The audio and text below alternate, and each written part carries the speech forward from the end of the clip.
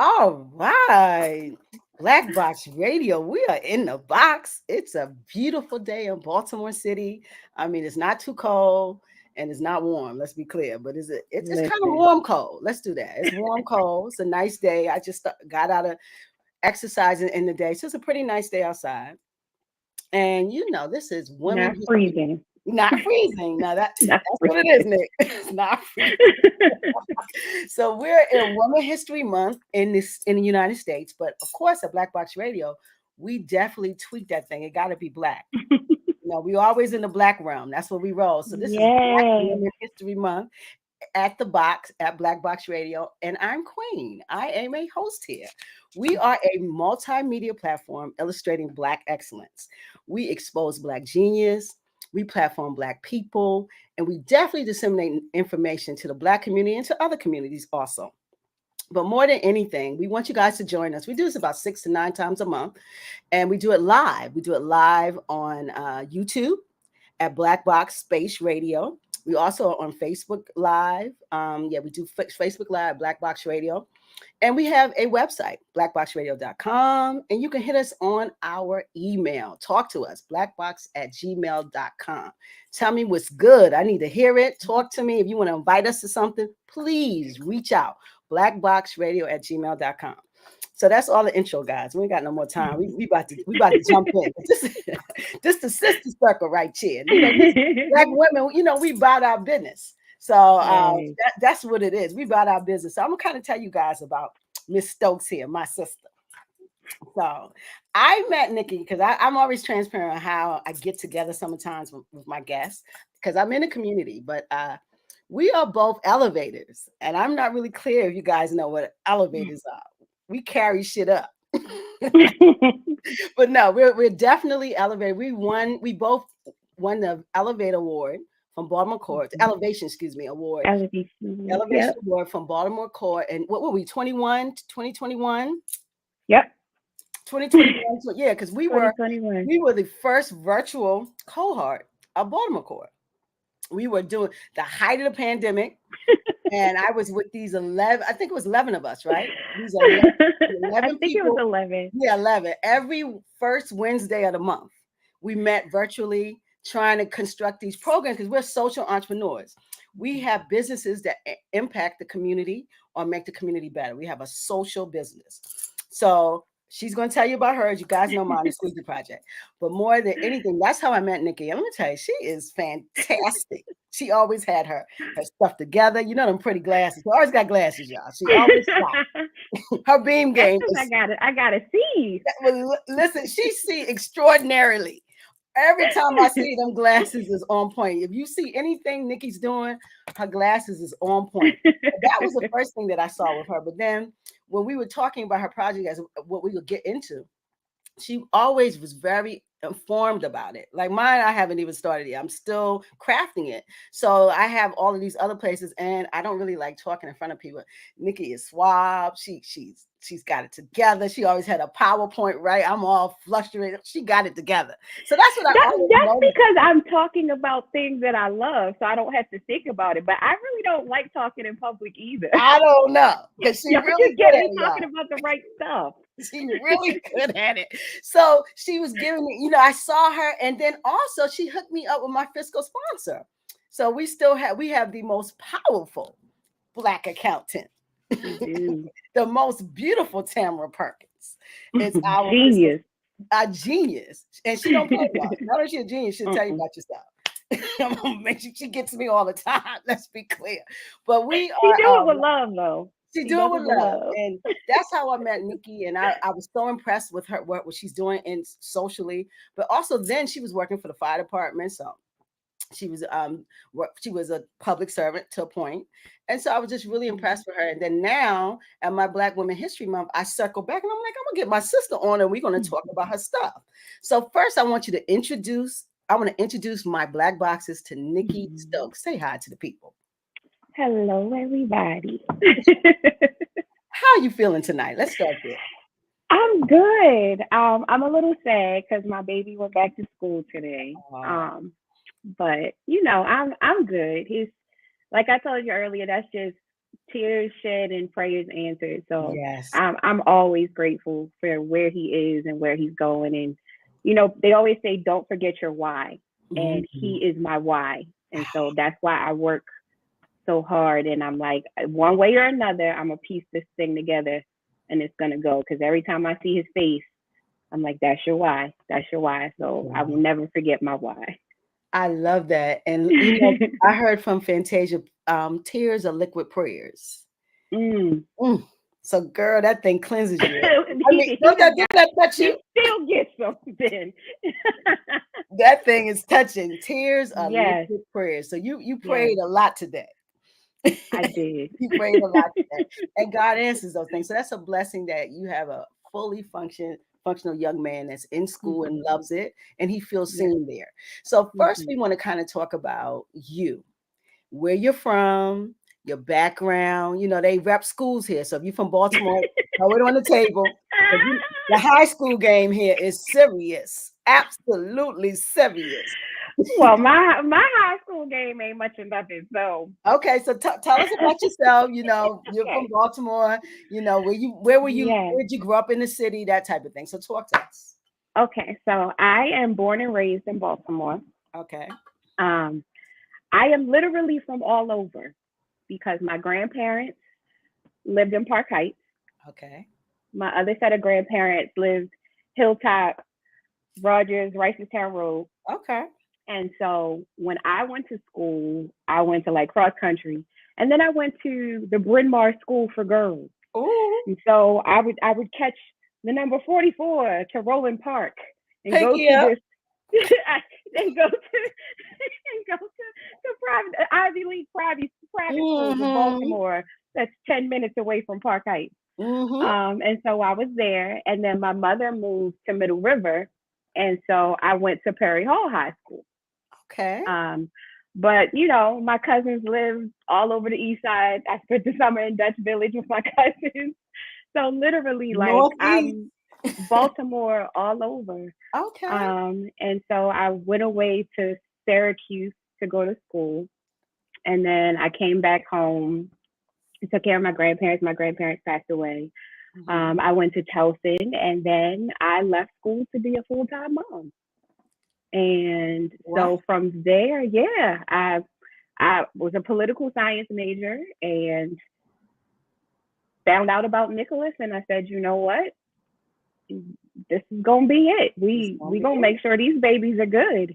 That's right. And I did. I literally dove headfirst into being a good mom. And so career-wise, I ended up at the police department as a dispatcher. Then I switched over to the fire department. Okay. Then comes this magical child of mine named Roman. And so I was literally at the fire department for 14 years.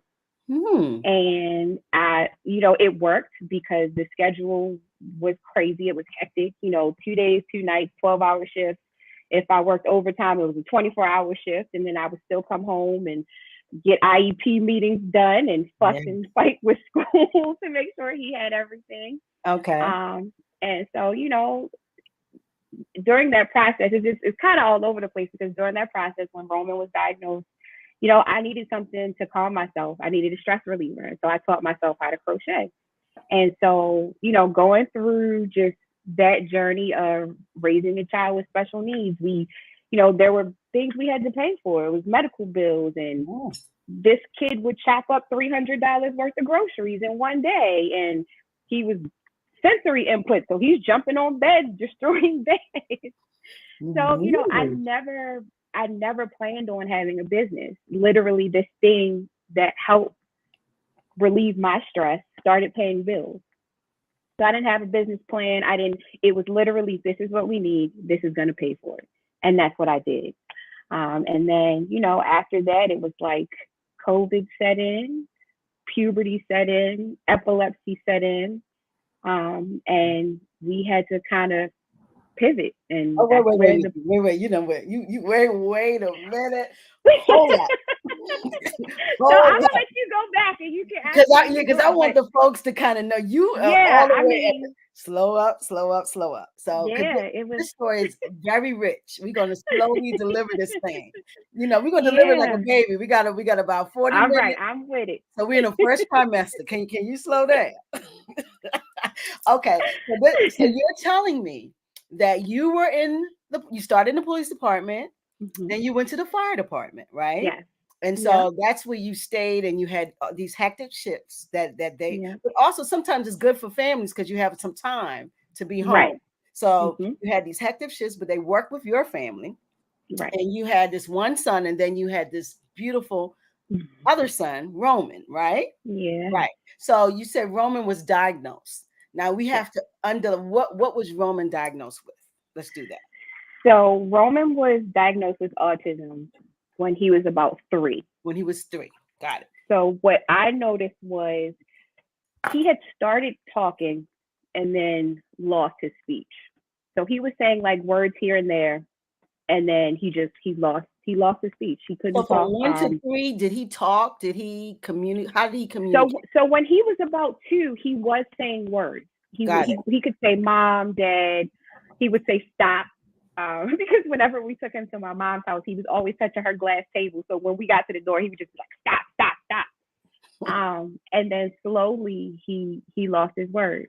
Okay. And then I started noticing that he wasn't meeting those milestones the same way his brother did. Got it. And when I was younger, I taught special needs children in Park Heights at the St. Ambrose Outreach Center. Got it. So I knew all along. You knew all along. And that, yes, I knew. A mother knows his child. You know, mother knows that. Yeah. I knew. And so I said, okay, well, let me take him for a speech evaluation. Mm-hmm. And so I went to Kennedy Krieger, took him for a speech evaluation. The lady's giving me the rundown. And so I stopped her in the middle and I said, what if I think my son's autistic? And she said, then this should be a different conversation. And I said, okay. And so she basically told me what I needed to do, what preschool I should look at. And so I said to her, I said, if I hadn't asked that question, would I have gotten this information today? And she said, no, you would have gotten a speech evaluation. Wow. So they don't do anything else. You get what you ask for. Is that how it works? And in hindsight, I understand because you're going to see a speech therapist. Absolutely. And so even if those signs and things are there, she's not the person that can diagnose that. Got it. But I learned that day that you ask questions and you push and you just don't take what the person in front of you gives you. A closed mouth don't get fed. Let's start. Okay. Yeah. So this is how you got on this path. But let's first start with the design company. So with your design company, you taught yourself to crochet. No crocheting for dummies. No formal. No. Because that last joint you met, I told you, that got to go on my back. We talked about that. So you taught yourself crochet. And what did you start making? Hats? I just started making hats and scarves. That's it. Okay. That's they were literally. Because I can see you're creative. You look like art. Literally, people would stop me in the mall and they would be like, where'd you get that bag or that hat? And I'm like, I made it. And they're like, well, did you sell them? And like, I've had people buy stuff off of me. Like, I would empty my purse out and sell it to somebody. That's a mother right there. Like, listen, I can make this again. Make another one. Yeah. And then literally it was just like, you should sell them to people. And then I started selling them. Somebody's telling you something like, sell these. Yep. So now this became a hustle. It became an ancillary income, and you got 2 boys. Yeah. And I know they're eating you out of house and home because them brothers can eat. Boys can eat. Listen. When I was married, it was 3. We had 3 boys. Wow. So your poor refrigerator was busy. Everything. Yes, they don't play. So and with the husband. Oh Lord. So you had a lot of. So you had to get some money coming up in there. All right. Yes. So you got these two young men in the house. Yes. They're eating up. So you have this ancillary income, and it's Mm-hmm. becoming a company. It's becoming an actual business. So Yes. that's how it came to fruition, out of Yep. need. And Out of need. and you also said that's how you decompressed. Yes. It let stress run. Okay, so Yes. you was crocheting, you was moving them sticks at. Yes, because as mothers, we take care of everybody else, and Yes. so that was like the one thing that was for me. Hmm. Nobody else could do it. I'm in a house full of men. Nobody cares about yarn. Like they don't want no parts of this. Yes. So it was mine. Like I'm just a creative person. I'm really good with my hands, and so that was the one thing I could hold on to for myself, even though it was benefiting everyone else. That was my thing, and it was mine, and it was, if I was upset, if I was stressed, it was there, and I had it, and I ran with it. Wow. I grew up with a crocheter. That's what I call my mom. Okay, a crochet. And yeah, I call it crocheter because yarn is all over the house. Let's be clear. Because she'll be Listen, in one room and the yarn will be in you the see them next room. shelves? Huh? That's Yeah, yeah, that you see them yeah, shelves? yeah. That's just up here. That's not even downstairs. Why? And she's 83. She doesn't do it anymore, but we still got yarn in the house, Mhm. Nikki, in the closet from when she think about it. Because Right. I mean, yarn was, I mean, she'll be in a whole nother room on the phone, and the yarn is in a den, and she in oh my God. So I know I know about this yarn game. It's serious. You got Mhm. all these colors, Yes. you gotta store it. I see your little store behind you. I see it. So I understand that life. I'd never learned, but now that I love buying crochet stuff. I like the hats, scarves. I love it. I wish I had learned. Oh my gosh. So It's not too late. yeah, you're right. It's not too late. I got, you know what? You got so much. I'm like, I can't create nothing else. I really am. I'm so daggone busy. But I mean, it probably is a good stress reliever though. Yes. It probably Mhm. is. So you started It this is. design company, and it's Mhm. it's bringing in some ends. Mhm. And now you have to, and then it's also a stress reliever. So it's a blessing to you. Yes. It's therapeutic, It is. and it's bringing some cash. But then you Mhm. have to deal with your autistic son. Yes. So let's talk Yes. because I want to delve into this because let me tell you something. When I was growing up, I never heard of autism. Okay. Something I never heard of. I hit a dog. Yeah, He's terrible. He's I, terrible. I never heard of autism.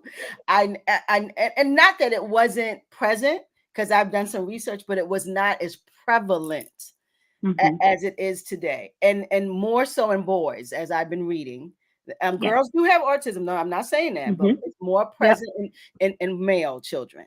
I see that, and then also I saw. I just always wonder because when we were young, the vaccines and the things that we're giving children weren't as synthetic. They were Right. more biological because we hadn't gotten to. We're so very synthetic with our drug usage now, because synthetic is cheaper and Mhm. it can be mass produced faster. But I don't know if the human can handle it. And I'm not blaming vaccines, but I think it Right. really, from being a scientist, I think it has something to do with the onset of what we see giving such synthetic chemicals to a developing child.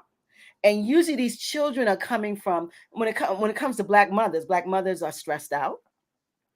They're on the American SAD diet, so they're not as Mhm. they don't have a very nutritious body, first of all. So it's a lot of factors that I see that this fetus goes through, and then is born a child, and then is pummeled with the level of vaccines that we're giving to children now. And people say, well, that's vaccines don't give autism. I didn't say that.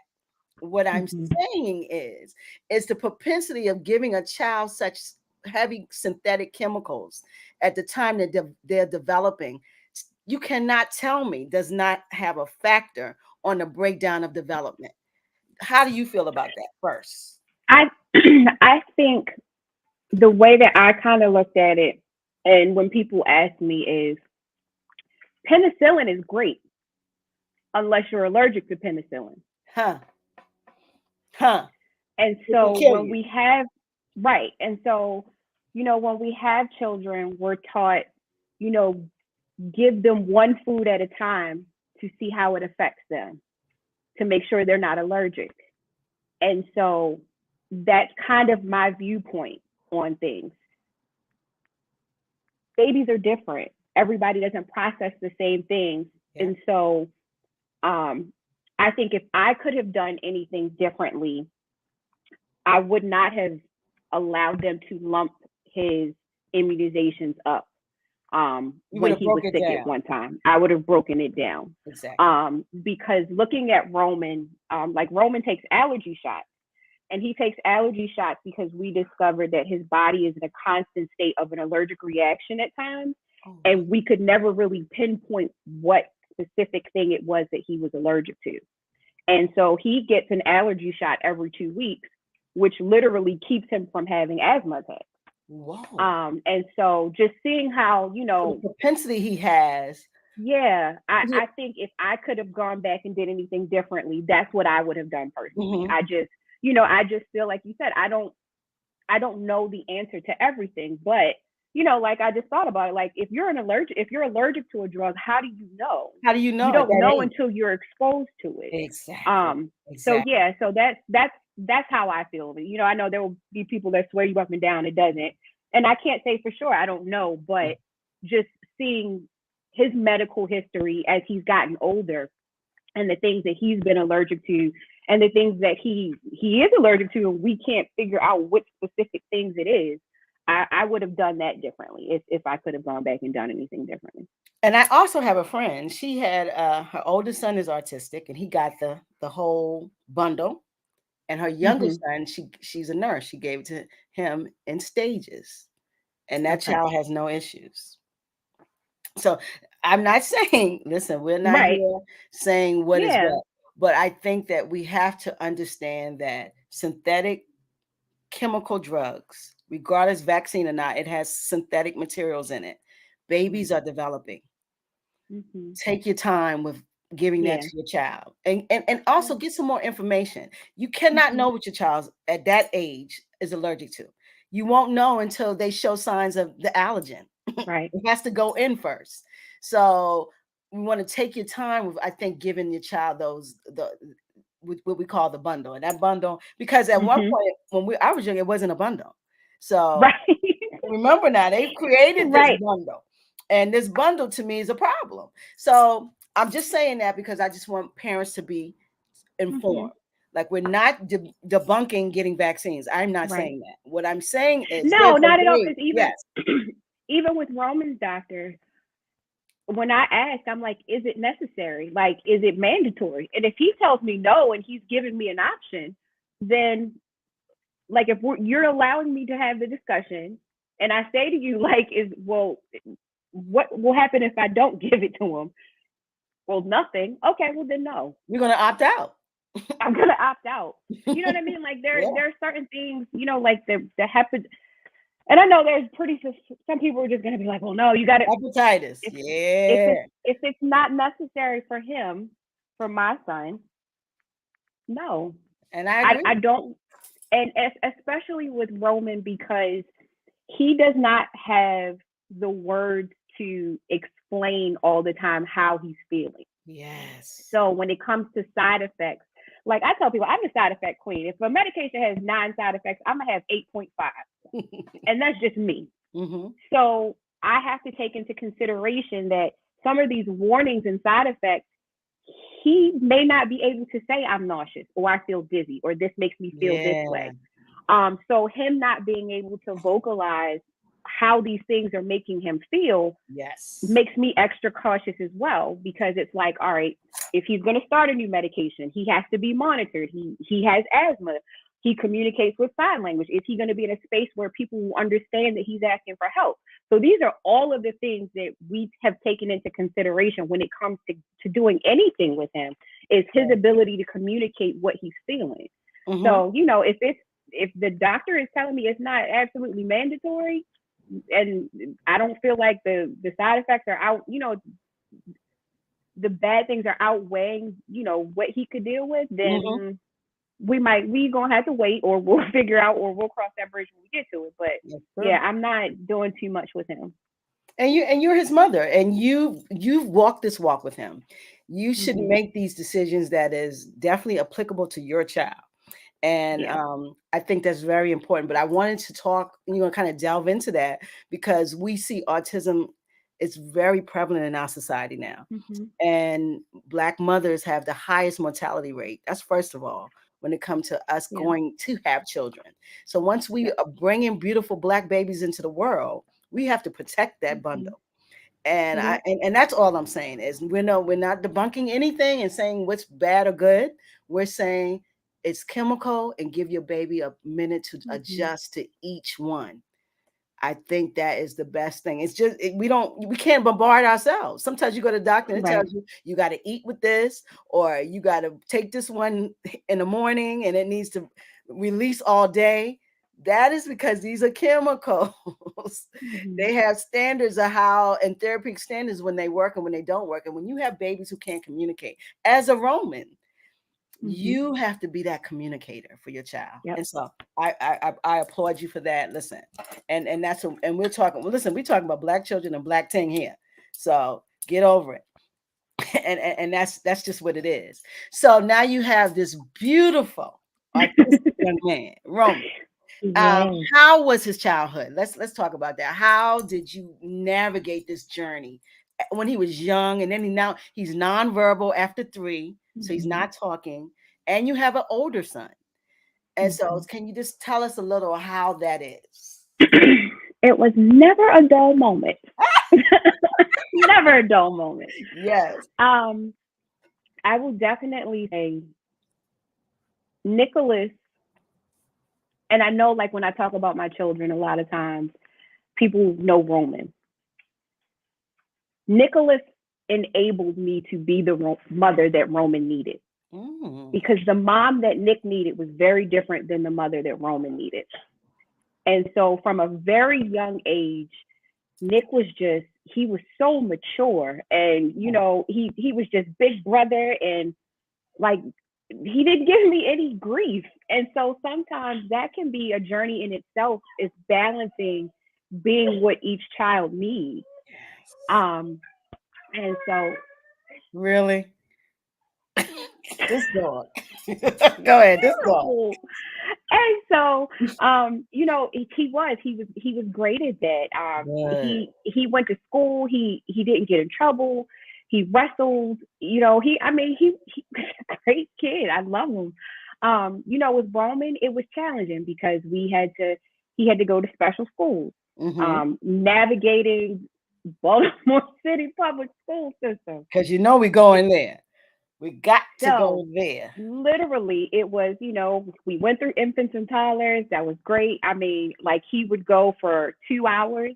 I'm still working overnight. They would let me sleep on the couch. So I didn't have to drive all the way back home. Got time for school, and they pulled me in. And this is the one thing I can say. If you find administrators and teachers that know that you're trying, they will work with you. They will give you the sauce. They will slide you the info to the side. Like, I have been blessed that Roman has had some people in his corner that made this a lot easier than it could have been. God is good. And so when it came to, him going to school, it was like, hey, so my son's nonverbal. What school are you looking at sending him to? Oh, well, we don't give you a list of schools. You'll find out at the IEP meeting. No, I'm not. I'm not going to find out when I get there. What do you mean? I'm telling you, you got to prepare. What are you talking about? So literally, I visited every school in our zone that they could have sent him to. I went to the special needs school. Do you have a speech therapist? Do you have an occupational therapist? And so by the time I got to the meeting, I said, these are the schools that I'm looking at. They don't have a speech therapist here. They don't have this here. So by the time we got through with the first meeting, Roman had private placement the first go round. But see, that's the mother who's informed. Yes. Okay. Got it. And so we did that. So he is always help us. What is private placement? What would that be? So if schools do not have the necessary accommodations or resources that your child's IEP says that they need. Okay. then the school district is responsible for placing them in an appropriate setting to receive those things. That's beautiful. Yes. I wonder, do mothers know that? I'm trying to make sure I say it right. Because I know it's gonna be some people that just like, no, I gotta get my verbiage.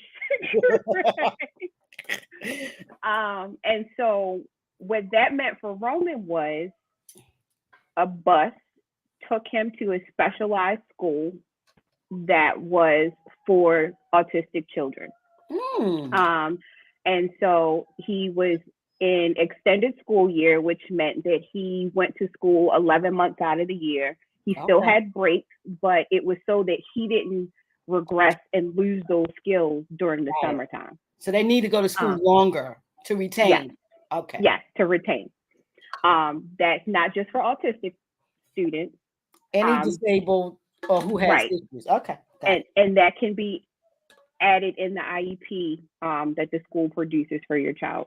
Got it. And so we had beautiful people from the city that understood when he got too sick to go to class. They were like, hey, there's a hospital program where your son, the teacher can come to the house if they need to. And so all of these resources are there. It's just, if you don't know what to ask for. That's it. And so I've been blessed that I love researching when necessary. But then again, when people see that you're trying to move mountains and hills, the people will show up and help you. And so I mean, his IEP chair with Baltimore City was said, like, people do. I know people talk trash about Baltimore City. There are some amazing people that are there that will help you get what you need for your children. They want your children to have it. It's just you have to lead it sometimes. And if you don't, then nobody's going to do the work for you. You got to do some work. And that's what and that's why I'm so glad to talk to you, because these mothers need a toolbox. Because we've been taught that schools are places that care, that are going to facilitate for your child. That's not their job. Your job is do the facilitation, and then they will actually do the instruction. But there are a lot of resources that you would never know if you don't ask, or if you don't even do some research. So I want to give the mothers some, because a lot of mothers are going through this. This IEP game is huge. Trust me, this IEP game is almost in every household. Because literally by the time I got finished with Roman, his middle brothers was a breeze. Like, they were nothing. I said, first of all, we're not even having this meeting because you ain't sent me my paperwork on time. Reschedule. They were done with me. I was like, no. You knew everything. You need to give me my paperwork. I would come with my own manual. I have 7 of these at home. I don't need your copy. I got your parent handbook already. I love it. Yeah. They're like, who is this black woman with these glasses? I'm like, this one is complicated. I'm like, Romans is complicated. This one is fairly simple. Like, I can handle James. Like, nah, I do IEPs all the time. Like, I'm probably rusty now because Roman's a whole senior. But the one thing I tell people is, if I don't know the answer, I know where to find it. The answer. So you don't have to know it all up here. Just know where to find the information. Know where to find. So did you access, when he was young and he was in primary and secondary school, did you access these organizations that are outside of schooling, like, for that take care of autistic children or special needs kids? Did you access that also? Yes. So what I did was, at that little fancy speech evaluation, the one thing the lady told me, she said, make sure you sign up for the autism waiver. And she said, the wait list is long. She said, however, when it kicks in, it kicks in. Roman was on the waiver for 8 years. Before he got it? But I put him on it so early that by the time he was 11, he got it. Wow. And so that allowed us to access aftercare, respite care, so that people could come in home and help out with just caring for him, taking him out in the community. like when we were at work, and we found a wonderful guy named Eric that worked with Roman for about 7 years, until Roman went to the school he's at now. So when I say God has engineered and had her hand all over this child, because he's had the best of the best. That is so amazing. But it Yeah. starts with the informed mother. Right. You know, parents that are going forth to find out, how do I assist my child to be great? Yeah. And that's what you did. I love this. Yeah. Yo, we dropping jewels up in here. This is toolbox, yo. So y'all got to take this. This can be duplicated. Listen. It can. So he's had some great care because you have been on top of his care. So he got the autism waiver, so he was able to get all of these services while he was in secondary and primary school. So what happened? So he's getting to be a big guy. I know he's, because I have a cousin who's autistic, because they, you know, sometimes they tear up your house. I mean, you go through some stuff with them. And he a big guy. He's 6'4". He's a big guy. So he's scary to a point to other people, but you know, I know that it's your child and you know him. So he's getting bigger. He's getting stronger. Yeah. And he's now in high school. Talk to me. What happened? So, one of the things that happens with a lot of individuals with autism sometimes is they can develop epilepsy. So, Roman developed epilepsy and started having seizures. And he could literally feel when the seizures were happening. So we're dealing with epilepsy, we're dealing with seizures, we're dealing with puberty. Wow. Perfect storm. Like, yes, like any medication that he's on, his weight is fluctuating, everything, you name it. And so what started happening was he would sensory seek. So what that means is sometimes he needed like deep pressure to calm himself. And so when he would sensory seek, he would run into things. So he literally would run into the wall. You know, his dad is like 6'4", so he would run into his father. And so what we didn't realize then was he would want his dad to restrain him, because that gave him that tight, deep pressure that he needed. Yes. And so what, you know, at this point, they're all bigger than me. And so literally, I was collateral damage, because I'm trying to keep him from running into patio doors or walls. And now he's running into me. And so at this point, you know, I'm like ducking, I'm hiding, I'm grabbing the cat. Because he's a big guy. Right. And the thing is, when he got into those spaces, it wasn't intentional. He wasn't trying to hurt me. And when it would calm down, he would cry. He would be remorseful. And it was like, all right. So literally, I took him to a psychiatrist, and I'm like, what's happening? What am I supposed to do? And so he has a meltdown in the doctor's office. Did he? They Best ring the thing alarm. ever. Best they thing ring the ever. alarm. They call security. They take him to the little safe room. Go, Roman. And so the psychiatrist looks at me and says, he's calm now. So if you're going to transport him, I need you to take him home, and we'll have to reschedule his doctor's appointment. That's it? That's it. And so I'm sitting there and I'm like, do you understand that what you just called this entire staff to do, I'm managing 4 or 5 of them a day at home. And so the doctor said, well, maybe you should consider building him a safe room or something. So let him just throw himself in the wall. That's what we do. So I said, okay.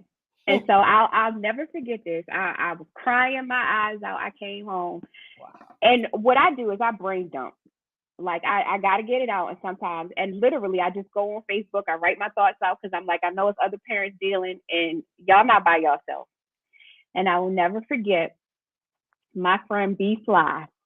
She commented on my page, and I said, this doctor just told me I should build him a safe room. And she said to me, she typed in the comment, she said, so sis, we building or no?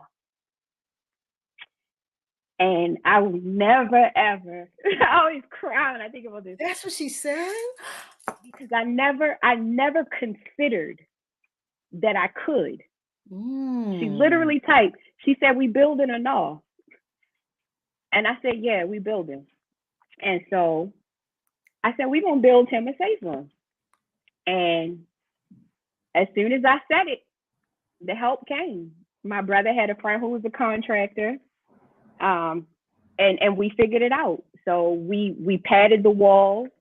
We put wrestling mats up. I crocheted panels. We put them on the wall so he had the sensory aspect. Mm-hmm. So worst case, he could run into it, but the wall was padded. And that was his safe room. And so during COVID, we couldn't go anywhere. We couldn't call anybody because wasn't nobody coming. Anybody coming? Wasn't nobody How coming. did he receive that? How did Roman receive that safe room? He loved it. Ah. He loved it because he knew that he could let loose whatever energy he had and I wouldn't get hurt. And then it got to the point where I could say to him, you need some time in your room? And he would nod and he would go. And then I would come in and he would tell me to get out. And he would run into the wall. He would lay on the floor. And it got to the point where he learned to self-regulate. And I was like, okay. Look at this. Right. He's developing skill sets. Yeah. I said, this is the thing. And so we would meditate. We would deep breathe. I learned Reiki because I'm like, you're going to channel this energy some way. And it was working. And it worked fantastic. Where did you build it? In your house or? Yeah, in my apartment. You built a safe room in a. Listen, this is Black woman. I want y'all to understand. This is Black woman shit right here. This is how we do. We find a way out of. She built a safe room. Listen, not in an apartment. You're listening now. This is for her child. Okay. Yeah. Okay. So literally, the therapist tells you build a safe room, but he says it very clinically. Yes. And very like it's just easy. Build a safe room, sis. This is what he was not suggesting it to be helpful at all. No suggestions. That's what you should do. So not giving me instructions, no maps, nothing. Very clinical and very just go do it. So as if I had a whole extra room to do this. Like I have a whole west wing to build this room. Yeah, like you could just do this. Okay. Yeah, so you utilize your own network. Y'all built this safe. I did. And this young man starts to utilize it to self-actualize his issues and his feelings. Wow. Yeah. And it worked fantastically until he ran through it. Message. Ain't gonna last long because he gonna beat it up. So the safe room is now open to the world. The safe room is now open to the hallway. Oh my God. Ain't safe no more. The safe room is an open room. Wow. So he ran through. But what I realized after the fact was that entire thing was a metaphor for Roman. Because literally as he was hitting the wall, I could see the cracks on the other side of the wall. Like I would walk down the hallway and you could see the cracks. You could see the wall cracks. You know he was coming through at some point. I knew he was coming through. And it literally was just, I will never forget another Black woman. She's a behavior specialist, genius. She's on the spectrum. She's autistic herself. She said to me, she said, one of the things that I find with the adults that I work with is that they don't want to stay home. They don't want to stay home with their parents. Like they want to go out and have a life. They want their own world. Yeah, she said, have you ever thought that maybe Roman wants to go away to school? Like maybe he wants to do what his brother does. And I'm like, okay, whatever. And so literally, when he came through that wall, it was like, whatever this is, you can't contain it. You have to let him go to the world and utilize everything that you have taught him, like everything that his family has given him. How is he ever really going to learn it if he's trapped here with you? He's not. And you're doing everything through it, and you had a breakthrough. And yes, and you're doing everything in your power to keep him here and to keep him safe. Yes, but and it's not working. Yes, he's not safe. Wow. And so, literally that day, we did a special EP because I again big at the police department. I know what to say when I call. Oh. So I called Baltimore County and I said, my son is having a seizure because people are used to combative behaviors when you have a seizure. And when the police got there, I stepped outside. I said, before I let you in my house, my son is autistic. He doesn't understand restraints. He doesn't understand any of that. And if I feel like you're making this situation worse, I'm going to ask you to leave. However, I would like for you to transport us to the hospital because he needs to be transported to the hospital. And so he got transported to GBMC. Okay. And he had to stay at Shepherd Pratt. And Okay. so literally we went through the ER because usually with getting a psych bed, it takes time and you're there and they'll tell you you're going to be there for weeks. I know the spiel because I've taken him home before because I have a safe room at home. Yeah. Most hospitals don't have that. That's true. And so I said, no, I know the routine. I said we had a safe room, but it's not safe anymore. And so it was COVID. It was the 24th of December, which is his birthday. And the doctor came in and she said, I don't know what kind of magic you know, but they have a bed available for him. And so if you want him to go to Shepherd Pratt, he can go. Immediately? So that never happened. Immediately. Never happened. And so at the time, his dad had COVID, his brother had COVID. The only reason we didn't have it because we were at the hospital. And so I had to check him into Shepherd Pratt on his birthday. And so I looked at him and I said, do you trust me? And he shook his head. And I said, okay. I said, Mommy's going to have to leave you here, but I will be back. And he said, okay. And so I had to leave him at Shepherd Pratt so they could do that evaluation. Yeah. He was there for a month. A month? And okay. He was there for about a month. Mm-hmm. And that night was the first night that I slept soundly in years. You needed that. Because I knew he was safe. Yes. Nobody was going to call me to come pick him up. And I knew then, I said, okay, we got to figure out school because this ain't it. Everybody will flourish if he's in a space where he can flourish. Yes. Yes. I said, this isn't it. I said, so we need to rest and then we need to start the next leg of this journey and figure out what it is. All right. So, I'm always recapping. I'm the recap queen right here with you. No, that's fine. The story is so rich. I got to recap to get where you are. So he is now in high school. He's a big guy. Mm-hmm. He is tearing stuff up and he's developed epilepsy.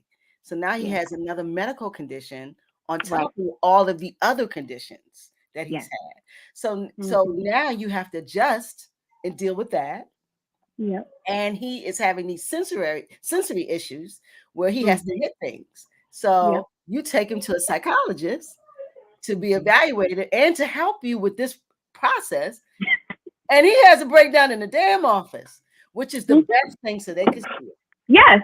It's like when you literally I used to record him. Mm-hmm. Yeah. I used to record his behaviors at home. Wow. Because people wouldn't when I told him no, he ran through the wall. These are the pictures. This is the video. I tell parents all the time, document. Because doctors sometimes will look at you like you're crazy, like you don't know what you're talking about. And I'm like, no, this is happening. This is beautiful. Even when he technology working in this. Yes. This is why we need technology. She's using her smartphone for this situation. She's taping her son go through these issues. So you take him to the office, he tears that up. Excellent. So then the psychologist, I let him go. He says to you, oh, you need to build a safe room. Very nonchalantly, clinically, that's what he needs. So you as a mother, even though it was crazy to you, you built a safe room in a freaking apartment. Black women, we glue the world together. I'm telling you. So she builds a safe room and it's working until he runs through the damn safe room. And now it's an open room. Because he's a big guy. So now you got to take him and get him reevaluated because that's not going to work no more. The safe room is not safe anymore. Mm-hmm. So he goes to the emergency room. and then he's admitted in the shepherd pad immediately, which hardly ever happens. They have to sometimes Hardly put him on ever. the psych ward at the hospital and then Yep. wait for a bed to come open. But this young man has Yep. grace, and he was able to go straight to shepherd pad for a month to be evaluated, Yep. right? Yes. Yep. So where are we after this month? So what I noticed immediately was that his behaviors were decreasing. And that's because one thing that I've learned with Roman is Roman self-regulates very well when he's out in public, when he's at school, because he's always been in school. And so he knows what's expected. And home is like the safe space. So when I need to decompress and let it all out, I'm home. But he also thrives with routine.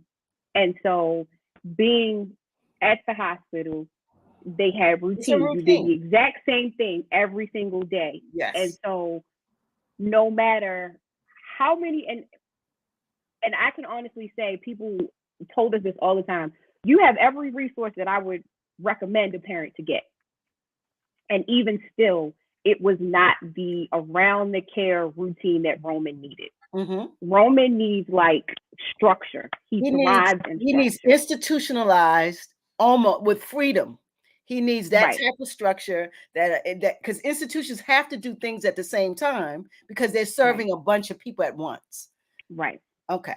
And so even and like I shy away from institution just because Roman is he literally is in a setting that is like a boarding school. But all of his therapists, his speech therapists, occupational therapists, they're all there in that same space to help him. So he actually has school, he has vocational studies, which is how he has a job and got his own little debit card. I love you got a debit card? Look at Roman. Yes. So, you know, he just, that structure, he thrives on it. And so it was like, okay, clearly this works because his behaviors have decreased within this month's time frame. So what is there? What resources available that's going to give him this similar structure? Yes. And so it was like, okay, residential school. Let's figure this out. So there's a such thing. See, this is we're giving you guys a toolbox. So there's a such thing as a residential school for young people who have disabilities. Am I correct? Got it. Yes. Is this in Maryland? So yes. Okay. So his school is in Maryland. There are several. It's not a lot. Wow. They're not a lot, and beds are few and far in between. Of because course. the demand is high. Yes. But they do exist. And that was the next move for him. That was the next move for him. So this school not only provides the structure, but it's also the social structure because everybody needs socialization. Yes. I don't care how disabled you are. You still need to socialize with like human beings. And so he's getting socialization. He has the structure that he needs that he thrives in. And so, and then he has the tools he knows how to self-actualize himself. He knows when to chill. In other words, see, now he knows when to chill when he needs to. And the beautiful thing about it is I was able to work with the administrators to really custom design like Roman's space. Wow. Like this is what he has at home. Can we give him something equivalent? Like he had a safe space. This is where he goes. Is there a space that we can create for him at the school here? Absolutely. Yes, we can. Is every school going to be open to that? I can't say that. Sure. But you know, if you don't ask, then closed mouth don't get fed. Right. It definitely isn't going to happen. Sure. But again, I think because, you know, I came to them, I'm like, this is my heart. He needs to be here, but I need you to also know that if he needs me, I am here. And so what I will always tell parents is the biggest thing that I have been able to do is to show them what Roman's base is when he's good, so that when those moments happen that he's not good, you don't think that that's Roman all the time. Sure. Because Roman can 0 to 100. It happens. but that's not his base. That's when he's having a bad day. Sure. And so it was always my goal to say to his teachers, the people that are caring for him, to get them in a space of what would Nikki do if she was here? How would she handle Roman? And there, again, teachers and they want that. Like they want those. They don't want any havoc. They want everybody to be chill. So whatever it takes, I promise you, whatever it takes, they want to do it.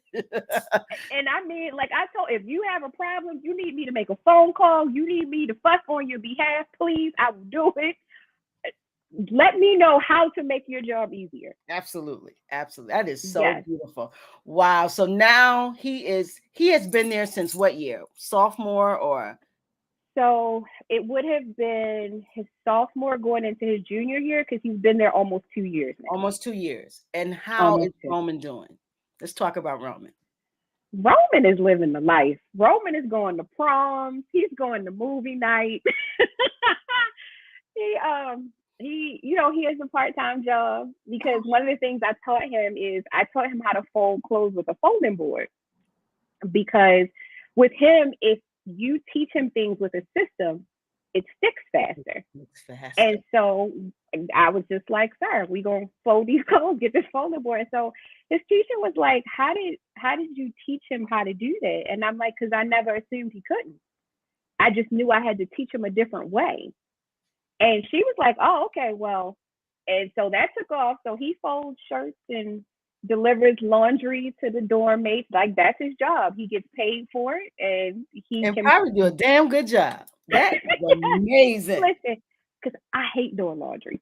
I hate it. I can't. Hey, look at you. You got him doing what you. I hate it. I love it. He's doing laundry, and he loves it, and he's doing it as a part-time job. Look at that. Yes, that's his. It's systematic. He knows how to do it. It's done, and it works for him. You know, even with that, I would have never imagined that he would have a job and he would work. Yeah, and he has a debit you know what I mean? card. And he has a card, right? And he can put it in a machine and get him some.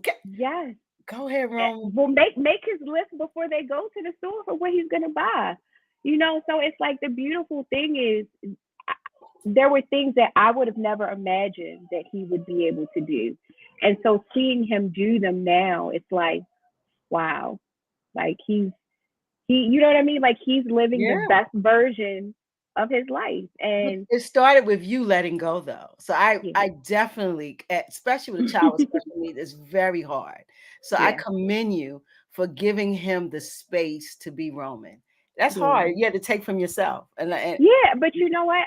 Because I had to let my ego go. You better say it. I think because as a mom, like I'm a problem solver. It's my job to fix it. Like I don't need you to do it. I'm gonna fix it. And it was like, well, it's not about you. Like your version of happy is not his version. Yes. Like the things that make you happy, he could care less about. Absolutely. Don't none of that stuff matter to him. Yeah. And so it was like, you know what? What is best for Roman? Regardless of how you feel about it, what is best for him? And I think sometimes as parents, we get in this space of like, we want our kids to have the version of their lives that we want for them. And we're trying to make them relive the things we didn't get right. And I'm like, well, you didn't do that with Nick. You told him, don't waste your money, don't lie to you, and have a plan. Like, that's it. Roman need the same leeway. And so I was like, okay. And oh my goodness. So we see a child that against, I mean, we're talking about a Black male now. So he has that also, but he's developing tools without you that he'll be able to use as he gets older, because he's going to need it. He's nonverbal. Absolutely. So he's going to need these types. So I commend you. This is just a beautiful story. And I wanted to have this story with you because I know how well what you did with your child when you shared it when we were together. And so I wanted to hear it fully so we can give other parents tools so they can understand. Can you be quiet? That dog is something. So we can understand that they could scale their child's lives if they really, really are present to whatever they have. Yes. whatever condition your child has, you know. So Mm-hmm. I totally love this. So now Roman is a senior in high school. And Yes. so I want to kind of find out what's next for a young man like that. What would be next for him?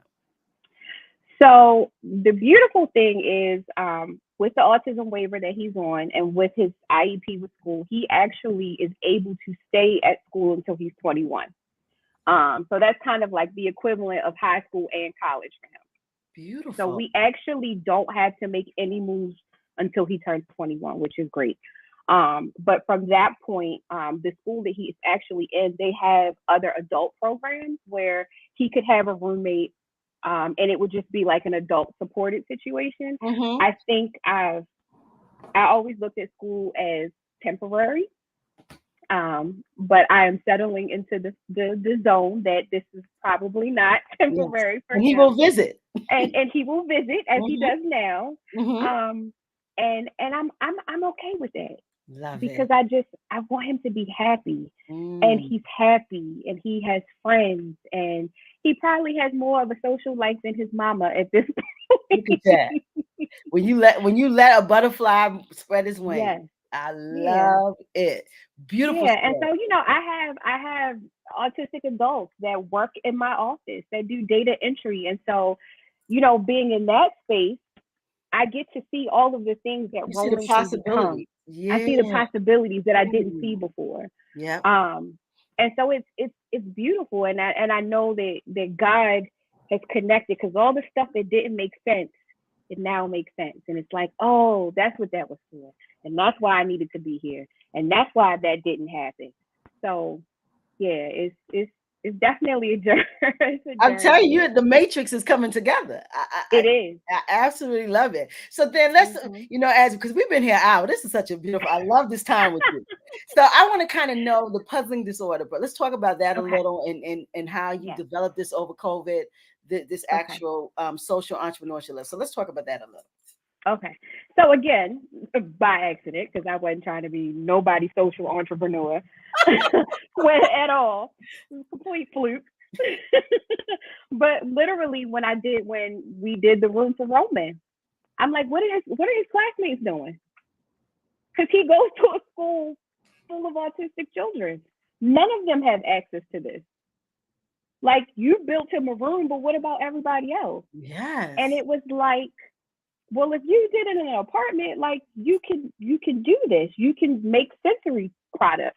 Like, even the scarves and the hats that I was making, what I realized, the textures of the stitches, the fibers, all of those things, they give sensory input.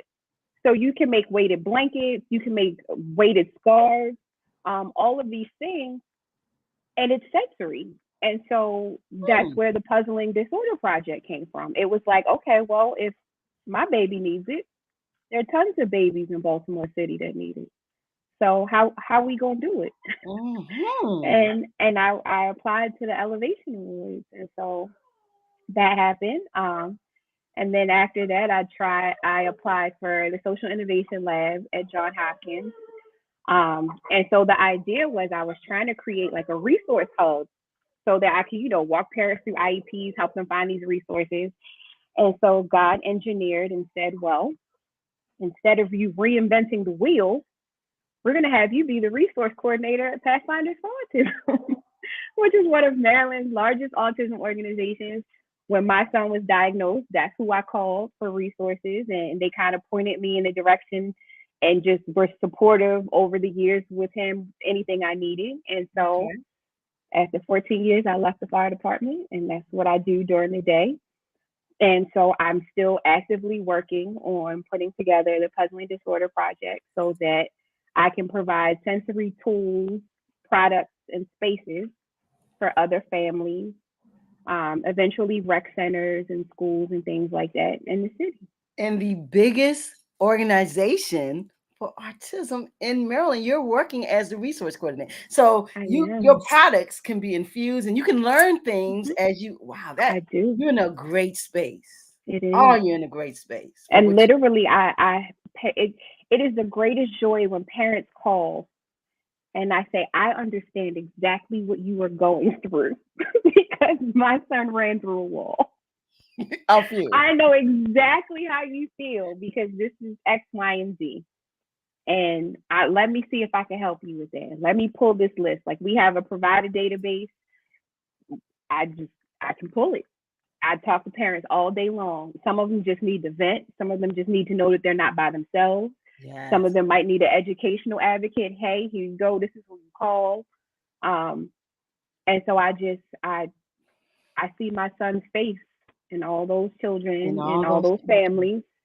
And I do what I can. Some days I sit on the phone with parents for hours and just let them talk because they really think that they're by themselves and they're not. They're not. And so I'm blessed. My coworkers all have children on the spectrum. This is amazing. They either have a child or a very close family member. Access to that child. Yes. And so, one of my coworkers, her son's 29. So when it comes to SSI and DDA, hey, what's the next step? Because Roman's getting there. How do I get there? So she can give, she has the blueprint. Right, because she's there. And so just being with people that get it and that understand. If my son has a bad day, if I need to go for an IEP meeting, they get it and they understand. And it's how can we help? Who do we need? Who needs access? How can we get it to them? And so it's a beautiful space to be in. And everything that I need to build what I'm doing, I run into. Because you're doing what you're supposed to be doing. Right. And people say it's unfortunate when you have a disabled child, but this child is a light because you're going to be able to light so many other paths with his path. Yeah. And so I'm just so blessed for this conversation. And I knew it would be this. I knew you would inspire me. I'm absolutely inspired. I wish the best for Roman and Nicholas because he's a big brother for life to him. He is. I really and Nikki, you're doing great. Keep doing what you're doing, sis. Thank you. Keep doing what you're doing. This is amazing. I mean, because we need to. It's so many parents on IEPs, first of all, and it's a lot of kids who are autistic out here. Yeah. So we need tools to give these because they're quality human beings too. They deserve everything that every other child gets. And so I'm so inspired by this conversation. I'm so glad we have it. And listen, I got to talk about how colorful you are. I see Biggie in the back. Look, I see everything. You got Biggie over here. More money, more fun. And you got Purple Rain on your chest, sis. I didn't even see Prince. I am a fanatic. Like you got purple. Oh, you got Purple Rain and the match. I don't play about Prince. I don't play about Prince. You don't play about Mr. I love Prince. Oh my God. But I'm looking at you. You are creative to the bone. I'm watching you. I'm looking at your space. You know what? I laugh because I honestly said there are 3 ways my magic shows up. When I am loved properly, whether that's by the world or myself. When I am in a space to create. And when I am on a mission for my children. That's your superpowers. Yes. Oh. That's when the magic happens. And I know, like you said, people don't think like special needs. I would not be the woman that I am if it was not for my son. He has made you a full person. Absolutely. Yes. Yep. With a heart. Like I get to walk completely in my purpose because of my children. And when we're able to extend our heart, that extension is invaluable. To the point where we set up things for other people. And we have the things that we're going to put out here will be a legacy for other families and other children. That right there is special. And without Roman, you wouldn't be here. So he is an absolute blessing. He is a blessing. You gonna make me hear some liquid prayers in here. He's an absolute blessing. I tell you what, I am like so inspired. I need one more thing before we leave because we're an hour and 8 minutes. I need that jewel. I need Nikki's jewel. You gotta leave something inspirational for the people. Hit a jewel for us. A jewel. You gotta take your time. We need a jewel. I think the jewel, and this is something I try to do myself, is leave people, places, and things better than you found them. Ooh. And that's what I try to do. I try to leave people, places, and things better than I found them. That's serious right there. That's what you're doing with your life and your work. So listen, your Yeah. work is valuable. Thank you. You are valuable. This is an inaugural series we have at BlaKBoX Radio with the Powers, and you're the part of the Power Six, our first Black Woman History Month. Yay. Yes, and we so appreciate what you brought to the table. You and the dog. We really, we really I'm like, sir, I don't know what you're gonna do when I do a TED talk. no. You can't go. So we really appreciate what you brought. I mean, and I'm so glad I was able to set forth, and we got some tools that's going to be waxed forever. People can come back and listen to this and utilize it to help their own children and help their own families. Yes. Because we have to innovate our mindsets, like you said. Like our experience isn't our children's experience, Right. and so it's important for us to have sometimes some place to go to learn a different experience or hear it. And so, and it needs to come from us sometimes, because our experience as Black people, and definitely as Black women. Yes. So, yes. We know that really, really. Yeah, it makes you go, oof. You know, being a Black woman is special, but it's challenging. Let's be clear. Yes. And definitely. Definitely. And we do, like, we have to help each other. Like, when I say Black women have saved me over and over and over. Over and over. You hear me? Yeah. I'm telling you, when Black people are fine, the world is fine. You could, and not just because I'm a Black woman, but I have looked, I mean, I've watched Black women glue the world together. Literally and sometimes it might be sand and spit and a little mustard, but they will make a concoction and glue the world together. I'm telling you. And so I appreciate you, sis. That's what it all boils down to. You're beautiful. You're doing beautiful things in the community, and you are leaving people and places differently. And that's just a beautiful thing.